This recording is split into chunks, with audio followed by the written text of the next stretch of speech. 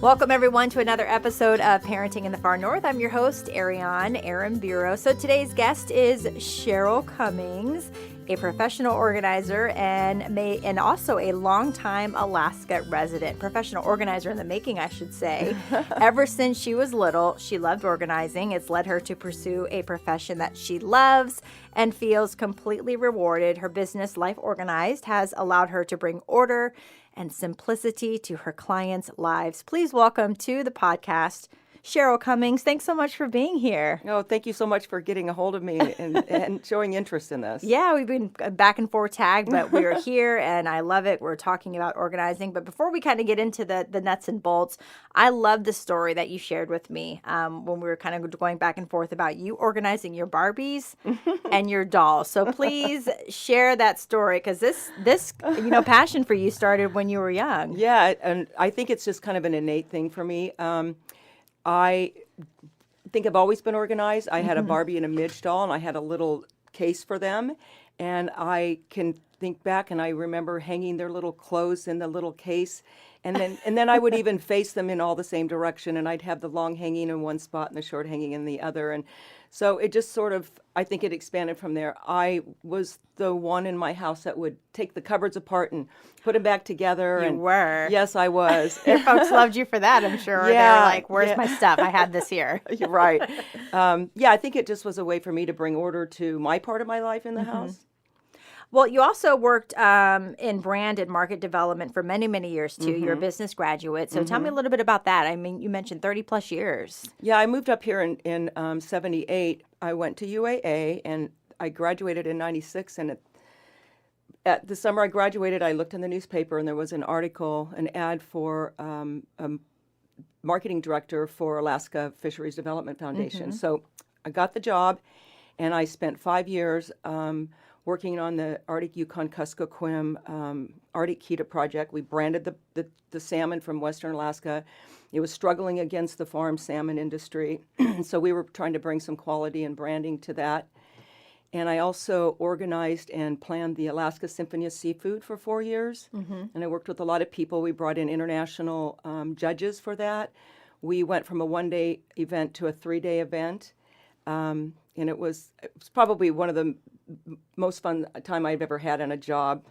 And then I went from there to Alaska Manufacturers Association, where we did a quality control program, the Q-Check program, and it was also branding and marketing of that program to the industry. Okay, so Life Organized, which is what you do now, is that what you're currently doing full-time right now? Yes, I'm a full-time professional organizer.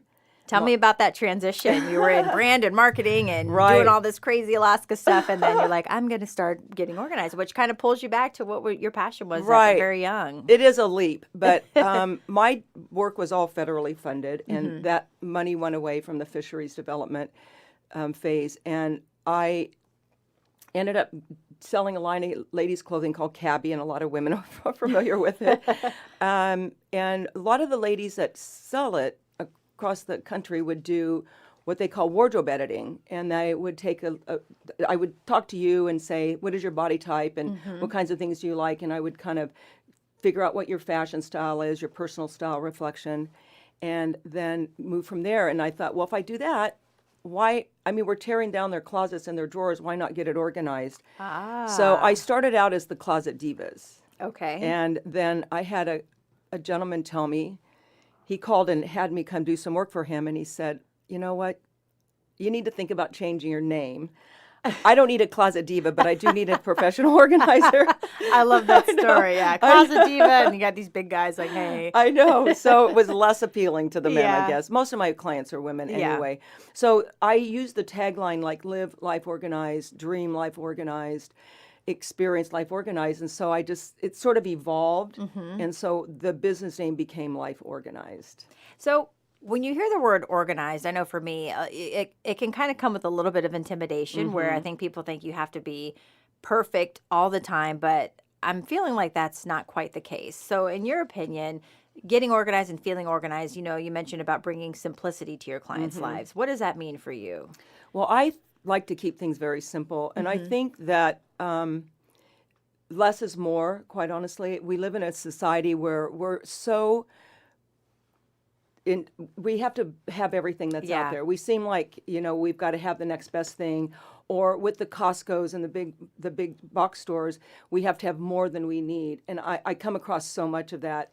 And I think being organized is just having a place for everything and then kind of knowing where it is and then having things go back. Just, keeping it super simple. Yeah. Well, it's right there. There it is. Keep it Right, simple. right. Who is your ideal client? Is there an ideal client? Oh my gosh, I have done everything from crawl spaces to attics, from garages to storage units. I think I would say my ideal client is somebody that's come to the point where they've finally really made the decision. Because I get calls from people and then I won't hear from them, and then a year later, they have finally decided that this is something I need to do. There's a lot of reasons why people get in their situation, and there's a lot of reasons why people hesitate to call. But just anybody that's willing, I think, I'd say that's probably the most the most important thing is being willing to work. I can't say I've had a bad client. Yeah, well, that's great. I know you mentioned too when you get clients, my question, how do they end up coming to you? You mentioned some of it's, generational, lifestyle, or situational. Kind of explain that a little bit. So there's two ways that people can get into a situation where things are out of control, and lifestyle is one of them. They've either grown up in the environment of being in a lot of clutter, hoarding, and they can go either one way or the other. They can become very disorganized, the lifestyle they lived in, or they could go completely opposite and become very obsessed about being organized. Yeah. And then there's situational, which is a lot of my clients are situational, where something's happened in your life. There's trauma, there's death, there's a divorce, there's a job loss, and people kind of spiral, and things get out of control, and then they start to look around and they're like, oh my gosh, I don't really know how I got here, and how do I get out of here? Yeah, because it can feel overwhelming. And, people have that sentimental, attachment to things. And I'm sure you deal with clients. It's hard to let some of that stuff go. I know for me, I've got stuff in like a box and it's just there, and you see it. I'm like, I haven't touched this in a year, but somehow letting it go, you feel like I might need it.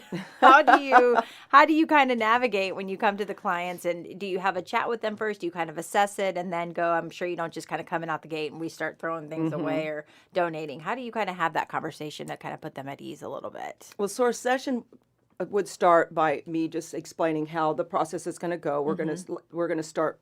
I walk into a room and I go left to right. We're going to start here and we're going to touch everything, and we're going to move our way around the room.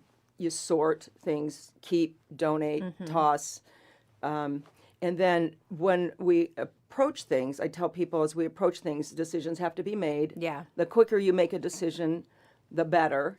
And if we come across something that's sentimental, and there's a lot of it out there, I just sort of put that to the side, because there's always a first pass, and if the job is really large, there is always a first pass, and then we go through it again. The sentimental stuff is really hard because we attach emotions and feelings to it, and that's something that's hard to deal with, and I walk on eggshells with it. I don't want to, make people. I don't have people give away anything that they don't want to give away. Yeah. And I have a conversation with them, and you could take a picture of it, or you can, here's a box, everything that you want to keep fits in this box, sort of thing. There's all kinds of little things that you can use, and it's different for every single client. But there are a lot of collectors of things out there. What's the most odd thing you've come across? I mean, I feel like a Little Mermaid where she sees like a dingle hopper and it's a fork. I mean, I'm sure you've come across just a crazy amount of stuff. Oh, that's and probably some stuff that's very valuable. Oh, lots of valuable stuff. Crazy things. That's funny because I was telling somebody this the other day. The craziest thing I came across was a large collection of lint balls that came out of a dryer in eggshell cartons that the client would use when they would go camping to start fires. To start fires. Right. Okay, I was wondering where Right, we're going with right, that. right. This Well, is I a was- little odd, but okay. That was my thought when I was like, okay, what's this for? Makes sense. Live in Alaska. Huh. Right. So did they let that go, or do we minimize that? No, gap? we had to keep that. Okay, we Yeah, had to but keep they that. did leave. They did let some other things go. So there's a payoff. So the most interesting thing is I tell people you have to open everything. You know, paperwork is Yeah. really, really hard. You yeah. have to open everything because there's checks, there's cards have money in it. This one woman, she had the basket syndrome, I call it, where people they push everything in baskets and the baskets pile up. They buy new baskets. Well, The junk drawer. right. Well, it was the junk counter. People were coming over. So she scooped all this stuff in a basket, set it aside, and we were going through baskets. And I pulled out this wad of paper and I opened it up, and it was $4,000 in $20 bills. Oh, my goodness. And she said, "Oh, I've been looking for that. I wondered where that went." Oh, wow. yeah. I mean, there you go. Yeah. What's it like working with families with small children? I love small children. I think it's super important that children learn how to let go of things and learn how to put their own things away and that sort of thing. In fact, I've just worked with a family this spring, and I always engage them because I don't want to go in the room and organize it all and set it up according to how I feel like it should look. Yeah. It's really what they want. And I like getting their opinion because it engages them in the thought process of, oh, this is how things can work. This is where things could go. I like it this way. And if I put something on this shelf, it's not going to work for them because they want it over here Right. for some reason. It doesn't really matter. It just needs to be there. So, Kind of have them feel empowered being involved in the process. absolutely. Yeah. I love that. Yeah. Is there what age kiddos? I mean, is there too young, not too young? Or is it just kind of, I know kids definitely lead by example, see it by example with their parents doing And that. I'm glad you asked that question because I come from a firm belief that in the home, everybody lives in the home, and everybody should have responsibility in the home. Whether you're a 2-year-old, you could be 1-year-old, and you could take and put your pajamas in the dirty clothes basket. But everybody needs to have a position in the home. Otherwise, it just really kind of lands on one person, and Yeah. that person becomes very frustrated, and then things don't get done. And when they get done, there's a lot of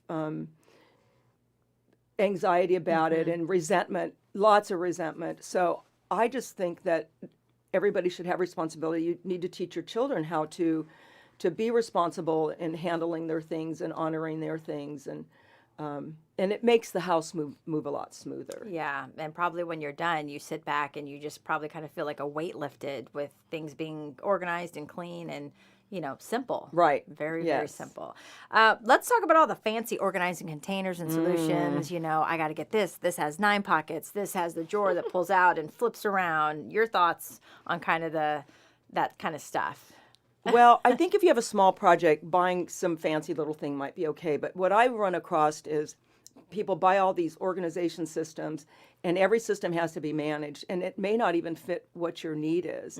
And so I have done a lot of jobs. What I do with storage stuff is I just start piling it in a pile. I stack it, and like the totes and the the drawers and the little shoe racks and the little tiny things that you put pens or something, and there's so much of it that's never gotten used, and most of it doesn't really work. So it's like the next shiny object. Let's Yeah. get it, because if I buy it, then I can be organized. Well, the storage containers and things don't get you organized or they may keep you organized if they're appropriate, but it's a waste of money, and it's also it sits there and people get a lot of anxiety over it, like, oh, I've Yeah. gotten this, and how do I use it? Most people don't know how to use things.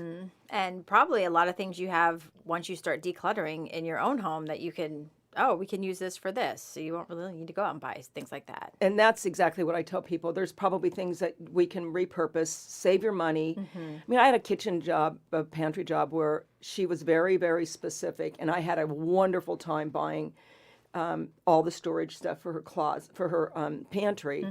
She wanted it to kind of look like a market, and so Right. that was a lot of fun. But that was very specific, and her pantry really kind of needed those things anyway. But that's not typically the case. Gotcha.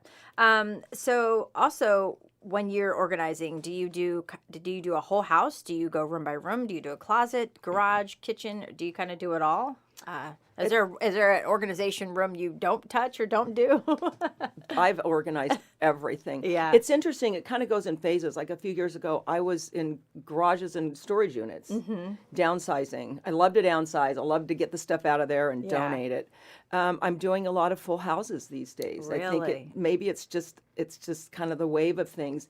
And we started in the kids' rooms, and then we moved to the laundry, the pantry, but it just kind of depends on the client where they really feel the area of the home that's going to serve them better to get organized, where they can begin to function. I just started a job, and I would think that the master bedroom would be the place because people relax there. That's where you go to you're relax. there all the time. Right, and regenerate and stuff. But then again, this couple spends a lot of time it's an open concept in their kitchen, their dining room, living room area. So we started there, and it freed up a lot of space for them. Within one day, we were able to clear over half of the dining room. Wow. And they work in there. So now they can work without a lot of clutter around them, but so we're going to carry on and finish the house. I love that. Yeah. Which, pandemic, a lot of people had to start working from home. Have you dealt with clients that are kind of now having to do that work-life balance of work from home and live in the home, raise kids, or, how's that dynamic work for you? Yeah, it's kind of interesting. I had a lot of people, I call them my legacy clients, that called me back during COVID. So we did a lot of that, and it was just sort of going back and redoing things that we'd already done. And I did have one new client, and we spent a lot of time clearing out their home and helping them get organized, and it was a family. But a lot of people pretty much, it's kind of a mix, work from home, and they're going back to work now. They've been back to work. Yeah, and I'm sure 2 kids, when they were having to be at home, makeshift desks sitting at the dining table. Yeah. Why do you think so many folks sometimes feel overwhelmed when they see clutter? Like they know they want to move it, but they can't. They just kind of feel stuck. Do you have any advice for diving into that? Well, I work with a lot of ADDers, people that have ADD or ADHD, most of them. I'd say 85% of my clients do.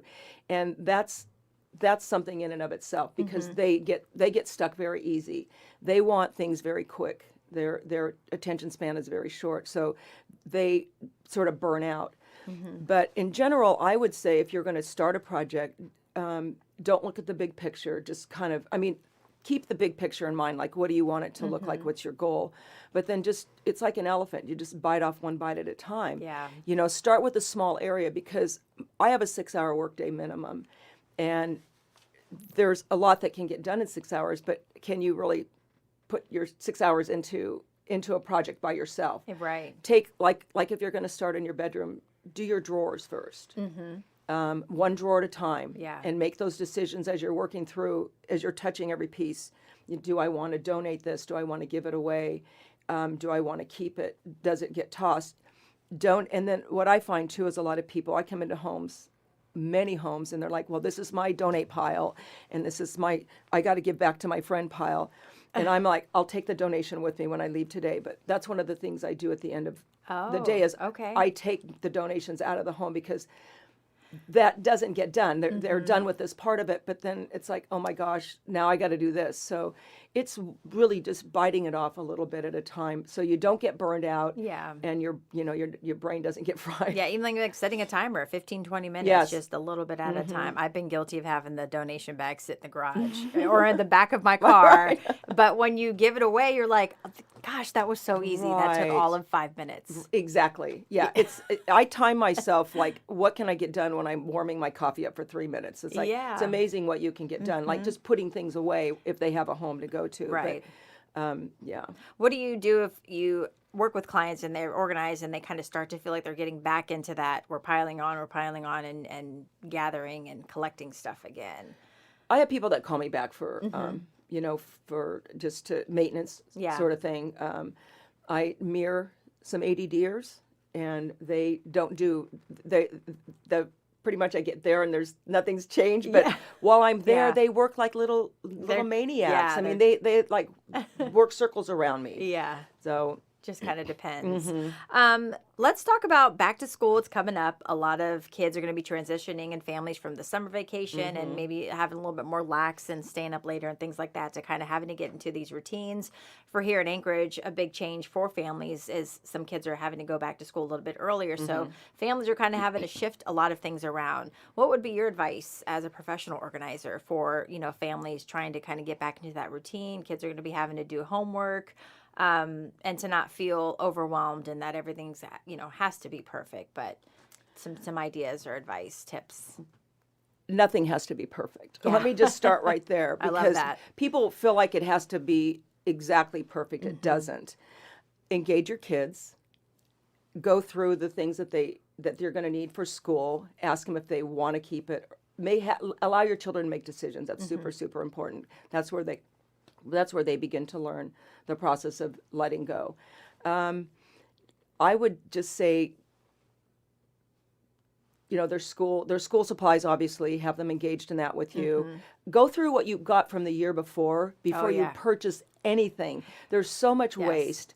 And like scissors, and I know there's probably glue tubes that you can continue to use. There's probably paper or notebooks and things that they can use. The colors and the markers, maybe not, but maybe so. Do they need to be brand new? Right. There's a lot of pressure to have something brand new, but a lot of families can't afford it. But so there's absolutely nothing wrong with reusing and repurposing things. But have them definitely be involved. There's some really fun little things that you can do, plastic drawers that you can keep their stuff organized in. But setting them up in a place where when they come home from school, they have a place to land their stuff. Right. I think that's super important because you want to make sure that you can find things when you need them and like when you're leaving the house the next day. Yeah. And I'm sure too, you can thrift a lot of fun stuff. I know for my daughter, we would go school shopping. I mean, it's fun to have a cool few new little shirts in here and there, but she's also 8 in elementary. They run around. We went to the thrift store and I let her pick out some stuff. We go home and obviously wash it, but she had a ball putting her little outfits together. And I was like, this is cool. So, nothing's wrong with thrifting. There's a lot of YouTube's full of thrifters. Yeah, just don't go overboard because Cheryl's going to have to come and find you. That's right. What do you get out of doing this? What do you love about helping these families and your clients so much? What do you get in return of this? Well, little story that the family I worked with this spring, their house was totally flip-flopped from bedrooms. And so the last job was to turn this downstairs space, half of it into one of the boys' rooms. They were going to build walls, but we put these really cool shelves up. And I get this video from the mom, and little guy says, he's on the floor playing chess with his dad, and he said, "Oh, Dad, I have the biggest room in the house. What did I do to deserve this? Tell me and I'll do it again." Oh, I just love the joy, and I love the look on people's faces. Their emotions and their whole physical demeanor will change when they see the process and they see that there is hope at the end. You're not stuck. Yeah. You're really not stuck. There is always hope. And it's just, starting the process and learning there is a process to getting organized, and it can be repeated. My favorite thing, like I don't make money off of it, but is if I can go into a home and get people started and launch them, because really that's my goal, is to make people successful in the process and to live an organized life. Right. So that's a big joy for me. I love that. All right. So if folks want to get in touch with you and they're listening, they're like, I need Cheryl in my life, how is the best way that they can contact you? I have a website. It's lifeorganized.guru, and then they can phone me at my phone number. Okay. And does it start with kind of like consultation? I do offer a free consult, Okay. but most of my clients are like, let's just book it. Yeah, they already kind of know where they're at, what they're going, and what they need. Well, that is all great info. I mean, I could talk to you all day about getting organized and things like that. 15. Go ahead. I was going to give you the last word. Yes. Anything that I didn't mention or ask that you want to just share, you have the floor. Yes, thank you. This is a little something that I did for myself. I lost some car keys during a garage sale. I put them in a little cabinet right inside my front door, and I said, well, I'll just put them here. I'll remember them. Yeah. So after a weekend of garage sales, I couldn't find my keys. So I had to arrange a ride to work and get a key made. So there goes money. Yeah. So I just decided that I'm going to take the 15 minutes. I'm going to get out of my car when I get home, and I'm going to take 15 minutes to take care of everything. The biggest thing was putting my keys in a little basket in my laundry room right off the garage. So I call it my first 15, and that first 15 minutes when you get home from any event, it could be shopping, it could be an activity, school, work, whatever. Everybody gets out of the car and everybody puts their stuff away. You put your shoes away, you put your mittens, your gloves, your hats, your coats, your schoolwork, your bag, you put your keys away, groceries, take it all out of the packages, all put it away. And I can tell you in 15 to 20 minutes, it will all be done. And your kids are involved in it. They know where their things go.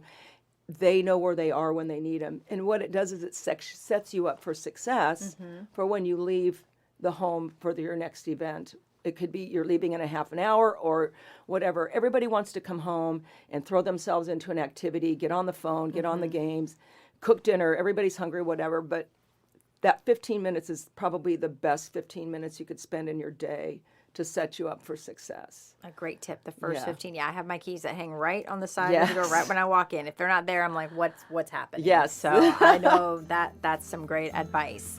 Well, she has her information there, of course, in our web video for this and web article. We'll, of course, hyperlink so folks can get in contact with you. I have a feeling you will be busy. I'm sure you already are busy. So, Cheryl, thank you so much for coming on and sharing. That was fun to talk with you. And thank you all for listening to another episode of Parenting in the Far North. And don't forget to like and subscribe.